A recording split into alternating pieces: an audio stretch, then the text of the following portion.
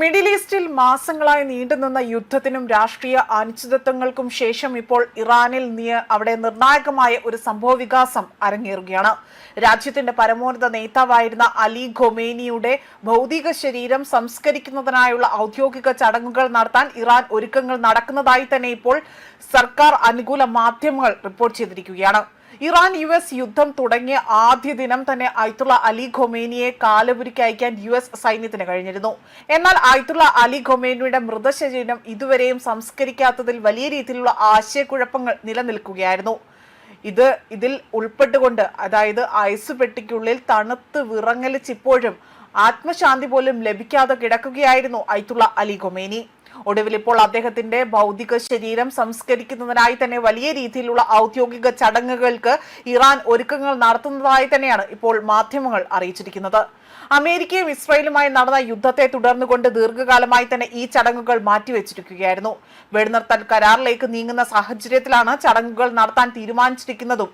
എന്നാൽ സംസ്കാര ചടങ്ങുകൾ എപ്പോൾ നടക്കുമെന്ന കാര്യത്തിൽ ഇപ്പോഴും ഒരു കൃത്യത അല്ലെങ്കിൽ ഒരു തീരുമാനം എടുക്കാനായിട്ടില്ല എന്നതാണ് വൃത്തങ്ങൾ സൂചിപ്പിക്കുന്നത്. ചടങ്ങുകൾക്കായി തന്നെ വിവിധ ഏജൻസികൾ ആസൂത്രണങ്ങളും ക്രമീകരണങ്ങളും നടത്തി വരികയാണ് എന്നതാണ് ചില മാധ്യമ റിപ്പോർട്ട് സൂചിപ്പിക്കുന്നത്.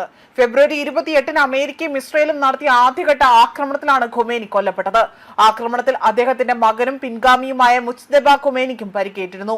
അധികാരം ഏറ്റെടുത്തതിനു ശേഷം അദ്ദേഹം ആകട്ടെ ഇതുവരെ ഒരു പൊതുവേദിയിൽ പോലും പ്രത്യക്ഷപ്പെടുകയോ മറ്റ് പ്രസ്താവനകളായി അദ്ദേഹത്തിൻ്റെതായി തന്നെ ഒന്നും തന്നെ ഇതുവരെയും പുറത്തു വന്നിട്ടില്ല. ഖൊമേനിയുടെ മകൻ സഹദ് അഹദ് അതിൽ ആകട്ടെ അതേപോലെ ഭർത്താവ് എന്നിവരെല്ലാവരും തന്നെ അവിടെ ഇവരുടെ മകൻ ഉൾപ്പെടെ തന്നെ അവിടെ മരണപ്പെടുകയാണ് ചെയ്തത്. അതേപോലെ തന്നെ ഖൊമേനി ഉൾപ്പെടെയുള്ളവർ പങ്കെടുത്ത യോഗത്തിനിടയിലായിരുന്നു ഓഫീസ് സമുച്ചയത്തിന് നേരെ ആക്രമണം ഉണ്ടായത്.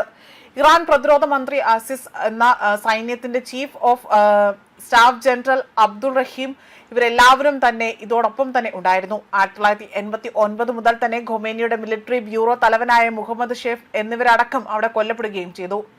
1981 മുതൽ 8 വർഷം ഇറാൻ പ്രസിഡന്റ് ആയിരുന്നു ഖൊമേനി. 1979-ലെ ഇസ്ലാമിക വിപ്ലവത്തിന് നേതൃത്വം നൽകിയ അയത്തുള്ള ഖൊമേനിയുടെ വിയോഗത്തോടെയായിരുന്നു അവിടെ അദ്ദേഹത്തിന്റെ പിൻഗാമിയായി തന്നെ 1989-ലായിരുന്നു ഖൊമേനി ഇറാന്റെ പരമോന്നത നേതാവായി തന്നെ അധികാരമേൽക്കുന്നത്. അതിനെല്ലാം ഒടുവിലാണിപ്പോൾ അദ്ദേഹം അവിടെ ഇത്തരത്തിൽ ഒരു യുദ്ധം നടക്കുന്നതിനിടയിൽ തന്നെ ആദ്യ അവസരത്തിൽ തന്നെ അദ്ദേഹം കൊല്ലപ്പെടുകയും ചെയ്തത്. ന്യൂസ് ഡെസ്ക് കർമ്മ ന്യൂസ്.